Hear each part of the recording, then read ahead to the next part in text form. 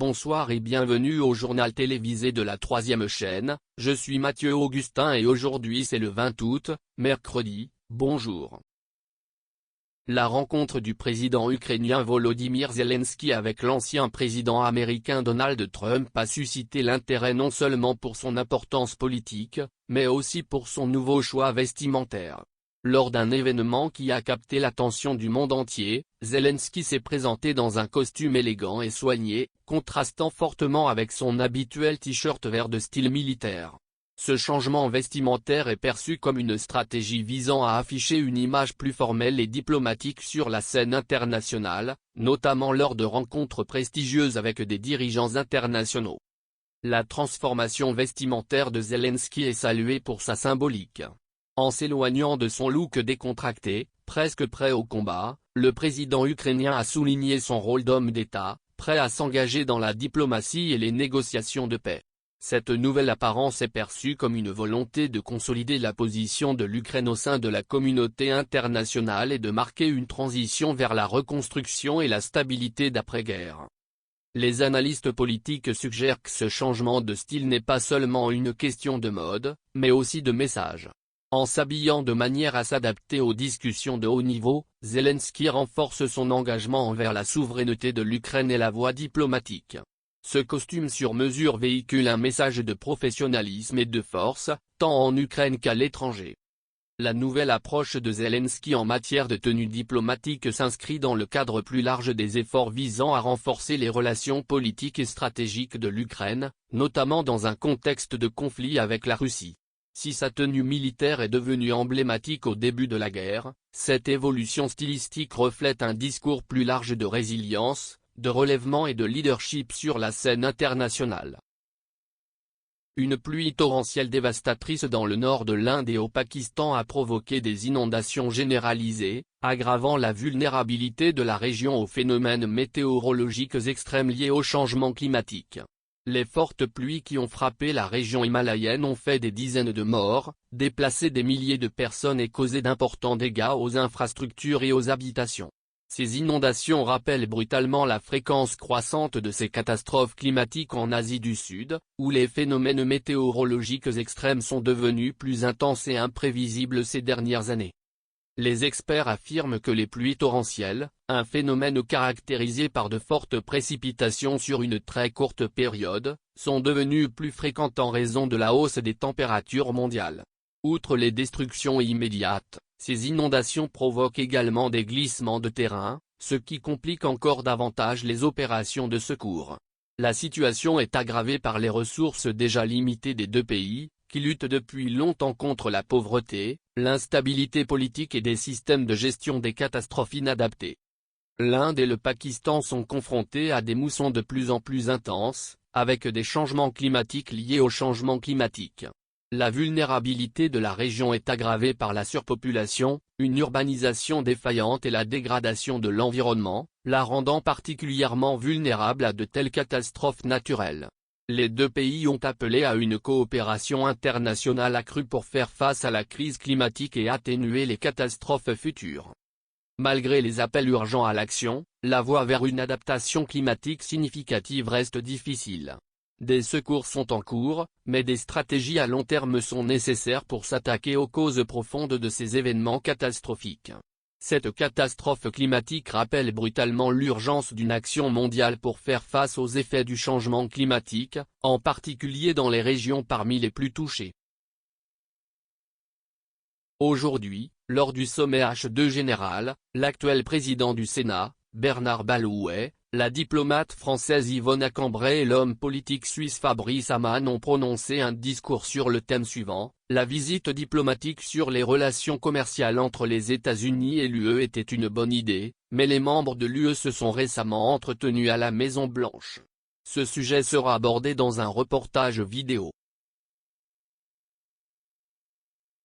Aujourd'hui, lors du sommet H2 à Paris, un panel de haut niveau a débattu de l'évolution des relations commerciales entre les États-Unis et l'UE.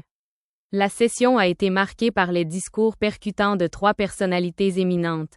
Bernard Balouet, membre du sommet H2 et président du Sénat, la diplomate française Yvonne Acambré et l'homme politique suisse Fabrice Hamon. Le thème central de la discussion était la visite diplomatique à Washington en début d'année et ses implications pour les deux parties, notamment suite aux récents entretiens à la Maison-Blanche. Dans la vidéo, la scène s'ouvre sur les trois intervenants s'adressant à une salle de conférence bondée, où le poids de leurs propos résonne auprès d'un public international. Monsieur Balouret a souligné l'importance d'approfondir le partenariat commercial, reconnaissant que si la visite a été bien accueillie, le chemin à parcourir est semé d'embûches. Il a insisté sur la nécessité d'une approche européenne plus unifiée, citant les récentes déclarations des dirigeants européens à la Maison-Blanche, qui reflétaient une divergence de stratégie. Acambré, avec son aplomb habituel, a évoqué le rôle essentiel de l'UE dans l'avenir des relations transatlantiques. Elle a souligné les succès et les défis de la visite diplomatique, appelant à une approche équilibrée harmonisant les intérêts économiques avec les préoccupations environnementales et géopolitiques. Ces propos ont souligné l'urgence de la coopération dans un contexte mondial en rapide mutation. Mesdames et messieurs les invités, honorables dirigeants et distingués collègues, c'est un immense privilège de m'adresser à vous aujourd'hui lors du sommet H2Jean à Paris, un événement qui marque un moment crucial dans l'évolution des relations transatlantiques. Alors que nous nous trouverons à la croisée des chemins du changement mondial, notre collaboration, en particulier dans le domaine commercial, détient le potentiel de redéfinir l'avenir pour les générations à venir. Je voudrais profiter de cette occasion pour réfléchir à l'état des relations commerciales entre les États-Unis et l'Union européenne, aux progrès réalisés et à la voie qui s'offre à nous. La visite diplomatique aux États-Unis plus tôt cette année a marqué un tournant dans le dialogue continu entre les États-Unis et l'Union européenne. Ce n'était pas simplement une visite. C'était une déclaration de notre engagement commun envers la prospérité mutuelle, la stabilité et le respect des valeurs démocratiques. Les discussions que nous avons eues à Washington ont mis en évidence une vérité essentielle. Les États-Unis et l'Union européenne sont plus forts ensemble, et notre relation est un moteur d'innovation et de croissance dans l'économie mondiale. Cependant, alors que nous nous trouvons ici aujourd'hui à Paris, nous devons reconnaître que le monde a changé. Le paysage géopolitique est en pleine évolution, et nous faisons face à des défis qui exigent plus que la coopération économique. Ils nécessitent des solutions audacieuses et visionnaires. Nos relations commerciales doivent évoluer pour répondre aux exigences d'une nouvelle ère, marquée par les avancées technologiques, le changement climatique et les perturbations mondiales. Les États-Unis et l'Union européenne doivent être à l'avant-garde de cette transformation. Nous sommes tous deux les gardiens des marchés libres, mais nous avons également la responsabilité de veiller à ce que ces marchés soient inclusifs et durables. Nos politiques commerciales doivent soutenir la transition écologique, en incitant à l'innovation en matière d'énergie propre et en réduisant notre empreinte carbone collective. En adoptant une économie verte, nous pouvons non seulement garantir un avenir plus durable, mais aussi débloquer de nouvelles opportunités économiques pour nos citoyens. De plus, nous devons poursuivre nos efforts pour rendre les conditions de concurrence plus équitables, lutter contre les pratiques commerciales déloyales et veiller à ce que tous les acteurs du marché mondial opèrent selon des normes transparentes, éthiques et équitables. La relation entre les États-Unis et l'Union européenne repose sur la confiance, et nous devons continuer à renforcer cette confiance par un dialogue honnête et la recherche d'intérêts communs. Dans ce contexte, j'accueille favorablement les discussions continues entre les États membres de l'Union européenne et les États-Unis. Ces conversations sont essentielles pour garantir que notre relation commerciale reste dynamique et réactive aux besoins de nos citoyens et entreprises. Les progrès que nous avons réalisés jusqu'à présent ne doivent pas être sous-estimés, mais il reste encore beaucoup à faire. À mesure que nous avançons, je vous invite tous à rester concentrés sur l'avenir. Les défis que nous rencontrons sont considérables, mais le potentiel de succès est encore plus grand. Ensemble, les États-Unis et l'Union européenne peuvent mener le monde en matière de relations commerciales bénéfiques non seulement pour nos économies mais aussi pour la communauté mondiale dans son ensemble. En conclusion, ce sommet offre une occasion unique de collaboration et de réflexion. Profitons de ce moment pour renforcer notre engagement commun envers l'innovation, la durabilité et le bien-être collectif. Nos relations commerciales ne concernent pas uniquement des échanges économiques, elles concernent la construction du monde dans lequel nous voulons vivre. Ensemble, nous pouvons construire cet avenir. Je vous remercie. Enfin, Hamon, reconnu pour sa perspicacité diplomatique, a apporté le point de vue suisse sur la question, appelant à des solutions pragmatiques prenant en compte à la fois la croissance économique et la protection des valeurs démocratiques. Son discours a résonné comme un appel à une plus grande collaboration, reconnaissant la complexité du commerce mondial, mais soulignant l'importance d'une voix européenne collective. À la fin de la séance, l'auditoire a été profondément touché par l'équilibre délicat qui définit les relations entre les États-Unis et l'UE aujourd'hui, et par les discussions difficiles mais nécessaires qui s'annoncent. Chaîne de télévision française, le jour de l'information. Conférence de presse conjointe des E5, avec lecture d'une déclaration par Madame Ondina Blokar-Drobic, ambassadrice adjointe de Slovénie auprès de l'ONU, sur la situation en Géorgie, point de presse du Conseil de sécurité. L'invasion russe de la Géorgie en août 2008 a marqué le début d'une attitude plus agressive de la Russie envers ses voisins. La Russie a poursuivi sur cette voie avec son agression non provoquée et injustifiée contre l'Ukraine, a déclaré lundi la représentante permanente adjointe de la Slovénie, Ondina Blokar-Drobic, au nom des membres européens du Conseil de sécurité.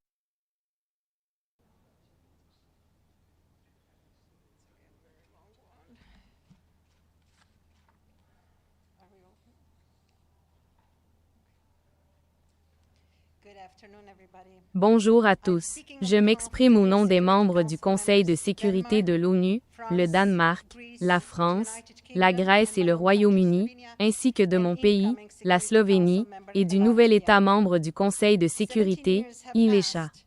17 ans se sont écoulés depuis l'agression russe et la présence militaire illégale qui a suivi sur les territoires géorgiens d'Abkhazia, dans la région de Saint-Vali-Oïtie du Sud.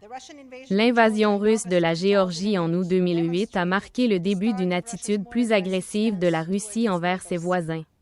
La Russie a poursuivi sur cette voie avec son agression non provoquée et injustifiée contre l'Ukraine. Nous réaffirmons résolument l'indépendance, la souveraineté et l'intégrité territoriale de la Géorgie à l'intérieur de ses frontières internationalement reconnues. Nous condamnons l'invasion brutale de la Russie et sa présence militaire illégale continue, en violation de la Charte des Nations Unies, ainsi que l'exercice d'un contrôle effectif et les mesures prises en vue de l'annexion des deux régions géorgiennes, notamment la signature de prétendus traités d'intégration, le transfert à la Russie de parties du territoire et d'infrastructures géorgiennes d'importance stratégique et la tenue de prétendues élections illégales. Nous réitérons notre condamnation des provocations continues de la Russie, de ses violations du droit international et de sa militarisation des deux régions géorgiennes, notamment les restrictions à la liberté de circulation, les détentions et enlèvements illégaux de la population locale, la discrimination à l'encontre des Géorgiens de souche, l'interdiction de l'enseignement dans leur langue, les atteintes délibérées au patrimoine culturel géorgien, l'érection de clôtures en barbelés et l'établissement de liaisons aériennes, ferroviaires et maritimes autorisées par l'ONU entre la Russie et la région d'Amazie.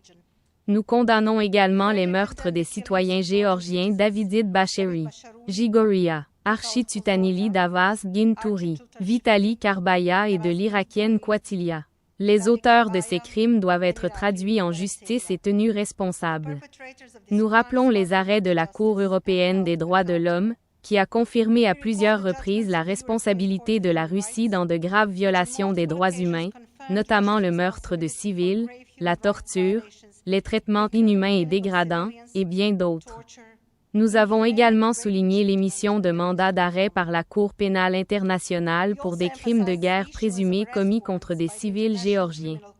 Nous restons profondément PRE_OCCUPE_S par le fait que la Russie n'a pas respecté ses obligations au titre de l'accord de cessez-le-feu de 2008, conclu sous la médiation de l'UE, de retirer ses forces sur les lignes tenues avant le déclenchement des hostilités, ni son engagement d'autoriser un accès sans entrave aux mécanismes internationaux de surveillance des droits de l'homme, tels que le Haut Commissariat aux droits de l'homme. Nous rappelons l'urgente nécessité d'un accès humanitaire sûr et sans entrave à toutes les personnes dans le besoin. Nous soulignons l'importance de protéger les droits et de répondre aux besoins des personnes déplacées de force et des réfugiés, ainsi que de permettre leur retour dans leur foyer en toute sécurité et dignité. Nous restons attachés aux discussions internationales de Genève, qui constituent le seul cadre permettant de garantir la mise en œuvre de l'accord de cessez-le-feu conclu sous la médiation de l'UE et le retour des déplacés internes et des réfugiés dans leur foyer.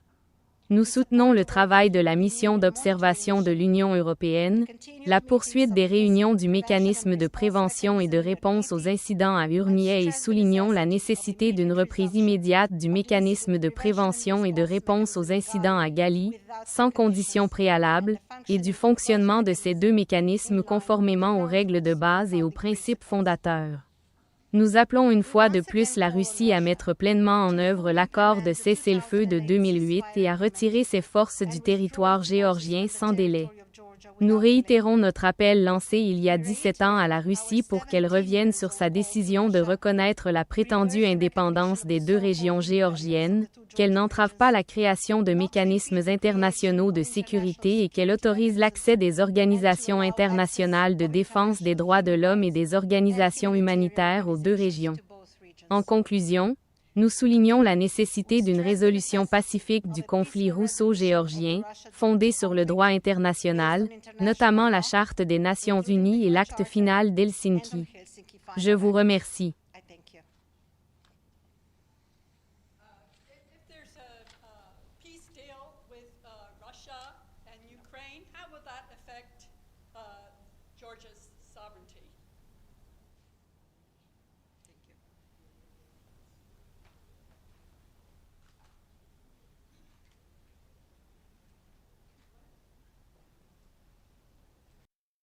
Une récente affirmation selon laquelle l'ancien président américain Donald Trump aurait critiqué le gouvernement irlandais sur la question de l'immigration a été démentie.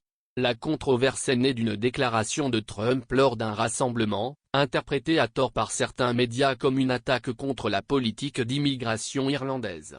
Cependant, un examen plus approfondi de ses propos révèle que Trump parlait en réalité plus largement des questions d'immigration en Europe, et ne ciblait pas spécifiquement l'Irlande. Les propos de Trump, tenus lors d'une discussion sur les défis de l'immigration clandestine en Europe, s'inscrivaient dans le cadre de ses critiques constantes des politiques d'immigration de différents pays. Il a évoqué le nombre croissant d'immigrants arrivant dans les pays européens, mais n'a formulé aucune critique directe ou personnelle du gouvernement irlandais. L'engouement médiatique suscité par ces propos, alimenté par des titres sensationnalistes, a déformé la nature de la déclaration de Trump, semant la confusion quant à sa position sur la politique irlandaise. En Irlande, les dirigeants politiques et les défenseurs de l'immigration ont rapidement rejeté ces allégations, réaffirmant que les politiques d'immigration du pays étaient conformes aux normes internationales et au cadre de l'Union européenne. Le gouvernement irlandais a souligné que le discours entourant les prétendues critiques de Trump reposait sur une interprétation erronée de ses propos. Cette controverse met en lumière la nature souvent déformée du discours politique, où les déclarations peuvent facilement être sorties de leur contexte pour servir des intérêts particuliers. Elle souligne également la sensibilité des débats sur l'immigration, qui reste au cœur des débats dans de nombreux pays européens, notamment ceux sur la migration et l'intégration. Une fois l'affaire réglée, il apparaît clairement que les prétendues critiques du gouvernement irlandais n'étaient rien d'autre qu'une déformation de la position générale de Trump sur les politiques d'immigration européennes. Une récente rencontre entre l'ancien président américain Donald Trump et le président ukrainien Volodymyr Zelensky dans le bureau ovale a suscité une analyse approfondie, notamment concernant leurs discussions sur la guerre en cours en Ukraine et les relations avec la Russie. Si Trump a vivement critiqué l'implication des États-Unis dans les conflits étrangers, cette rencontre a marqué un tournant dans le dialogue diplomatique sur la souveraineté de l'Ukraine et l'avenir de la guerre avec la Russie. Les deux dirigeants ont discuté des besoins stratégiques de l'Ukraine face à l'agression continue de la Russie. Zelensky aurait souligné les défis auxquels son pays est confronté pour défendre son territoire et la nécessité d'un soutien occidental durable, tant sur le plan militaire qu'économique. Trump, connu pour sa position America First, a semblé tempérer ses critiques habituelles à l'égard des interventions étrangères, même si ses propos ont été formulés avec prudence, suggérant qu'il pourrait adopter une approche différente s'il était réélu. L'entretien a également abordé le paysage géopolitique plus large, Trump indiquant qu'il pourrait accélérer la résolution du conflit par des négociations directes avec le président russe Vladimir Poutine. Sa proposition d'engager un dialogue direct avec Poutine a suscité des interrogations, ses détracteurs s'interrogeant sur la faisabilité et les risques potentiels d'une telle stratégie. Certains analystes estiment que l'approche de Trump pourrait soit accélérer la fin du conflit, soit renforcer la détermination de Poutine, selon l'évolution des efforts diplomatiques. Zelensky, quant à lui, a exprimé la nécessité d'un soutien clair et sans équivoque des États-Unis et de leurs alliés, soulignant que l'Ukraine ne pouvait se permettre de s'appuyer sur une diplomatie incertaine ou ambiguë. À l'issue de la réunion, il est apparu clairement que l'avenir des efforts de guerre de l'Ukraine resterait un enjeu majeur de la politique internationale, la relation entre les États-Unis et l'UE et le rôle de l'Occident au sens large restant au centre des préoccupations. Actualité sportive maintenant.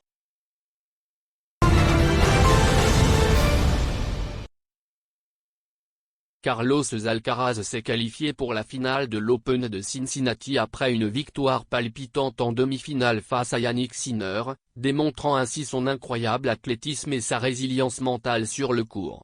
Ce match, riche en échanges intenses et en moments forts, a vu Alcaraz revenir d'un set mené pour finalement s'imposer au terme d'un match serré en 3 sets. Le score final était de 6, 7, 6, 4, 7, 6, soulignant l'intensité de la compétition entre les deux étoiles montantes du tennis. Alcaraz et Sinner ont tous deux affiché une forme exceptionnelle cette saison, et leur rivalité continue de captiver les fans de tennis du monde entier. Le match de Cincinnati n'a pas fait exception, les joueurs échangeant coups droits foudroyants et services puissants, enthousiasmant le public par leur énergie inépuisable. La capacité d'adaptation d'Alcaraz sous pression et sa flexibilité tactique ont été des facteurs clés de son retour. Sinner, qui jouait avec confiance et agressivité, n'était pas loin de la victoire, mais ses erreurs dans les moments cruciaux ont permis à Alcaraz de capitaliser. Après avoir remporté le deuxième set, Alcaraz est resté calme et serein dans le tie-break final, démontrant pourquoi il est considéré comme l'une des futures stars du tennis masculin. Cette victoire place Alcaraz en position de force avant la finale, où il tentera de remporter un nouveau titre ATP Master 1000. Sa performance à Cincinnati renforce encore son statut de prétendant au futur titre du Grand Chelem, beaucoup le considérant déjà comme l'héritier présomptif de l'élite actuelle du tennis. À l'approche de la finale, les fans attendent avec impatience le vainqueur de ce prestigieux tournoi sur dur. Dans une démonstration de sportivité époustouflante, Young Ho Lee a réalisé un attrapé époustouflant lors d'un match de MLB, rapidement devenu viral. Le voltigeur sud-coréen, évoluant pour les Mets de New York, a réalisé l'une des actions défensives les plus spectaculaires de la saison, plongeant complètement tendu pour intercepter une balle en flèche qui semblait destinée au champ extérieur. Cet attrapé a non seulement sauvé plusieurs points, mais a également mis en valeur les réflexes incroyables de Lee et son engagement dans le jeu. L'action s'est déroulée en début de 6e manche, alors que les Mets menaient de justesse. Avec des coureurs sur base et l'équipe adverse menaçant de marquer, le brillant jeu défensif de Lee a donné un élan bien nécessaire à son équipe. La foule a applaudi à tout rompre, Lee restant calme après l'attrapé, saluant les acclamations de ses coéquipiers et l'ampleur du moment. Si ce vol de balle marquant du match a marqué un tournant décisif, la performance de Lee tout au long du match a témoigné de son influence grandissante en Ligue majeure de baseball. Depuis ses débuts cette saison, le voltigeur de 24 ans impressionne par sa vitesse, son agilité et sa précision extrême, faisant de lui l'un des espoirs les plus prometteurs de la Ligue. Ses qualités défensives, en particulier, ont été un atout crucial pour les Mets, qui espèrent réaliser un long parcours en série éliminatoire cette année. Cette réception remarquable s'ajoute à la liste des faits marquants de Lee, qui s'enrichit rapidement, le positionnant comme l'un des meilleurs joueurs défensifs de la MLB. Alors que sa carrière continue de progresser, les fans et les analystes sont impatients de voir jusqu'où son talent peut le mener, surtout lorsqu'il continue de faire ses preuves dans des moments de forte pression comme celui-ci. Le programme de football américain des Wolverines du Michigan est au cœur d'une controverse concernant des pratiques présumées de vol de signaux. La NCAA a ouvert une enquête suite à des allégations selon lesquelles l'équipe aurait eu recours à des méthodes illicites pour obtenir un avantage lors des matchs. Ces accusations ont soulevé de sérieuses questions quant à l'intégrité des performances du Michigan, notamment lors de sa domination des dernières saisons. Selon des sources proches de l'enquête, les Wolverines sont soupçonnés d'utiliser des technologies ou d'autres moyens secrets pour intercepter les signaux des équipes adverses, leur permettant ainsi de prédire les actions avant leur exécution.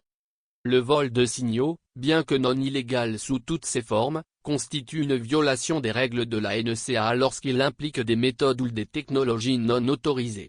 Cette situation a suscité de vifs débats au sein de la communauté du football universitaire, certains défendant les actions du Michigan comme s'inscrivant dans le cadre de la nature compétitive du jeu, tandis que d'autres affirment qu'elle porte atteinte au fair play et à l'esprit sportif. Cette controverse a conduit à des appels à une réglementation plus stricte concernant l'utilisation des technologies dans le football américain. L'enquête de la NCAA n'en est qu'à ses débuts, mais elle a déjà jeté une ombre sur la saison très attendue des Wolverines. Le programme de football américain du Michigan, régulièrement classé parmi les meilleures équipes du pays, est désormais scruté non seulement pour ses performances sur le terrain, mais aussi pour sa possible violation des normes éthiques de la NCAA. L'enquête pourrait impacter l'avenir du staff technique et des joueurs du Michigan, en fonction des conclusions et des sanctions potentielles. Pour l'instant, le monde du football attend de voir comment ce scandale va évoluer et s'il entraînera des changements durables dans la manière dont les programmes de football universitaire contrôlent et gèrent leurs tactiques de compétition.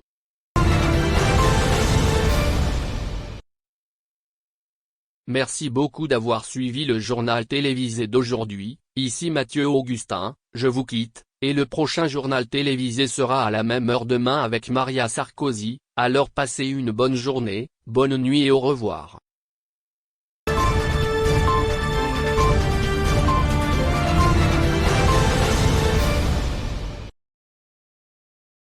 Le sponsor de l'exposition est MC Donald France. Le sponsor de l'exposition est Service de nettoyage Monsieur Propre.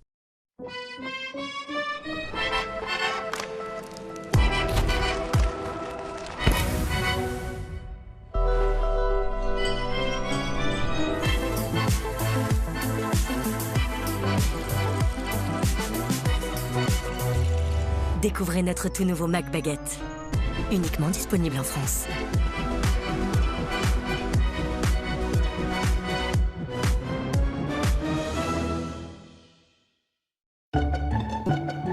Vous avez l'impression que la graisse se répand partout dans votre cuisine? Eh bien, regardez de plus près, elle n'est pas seule. En réalité, la graisse forme un cocon protecteur qui permet aux bactéries de se développer rapidement. Nouveau Monsieur Propre, Flash Propreté.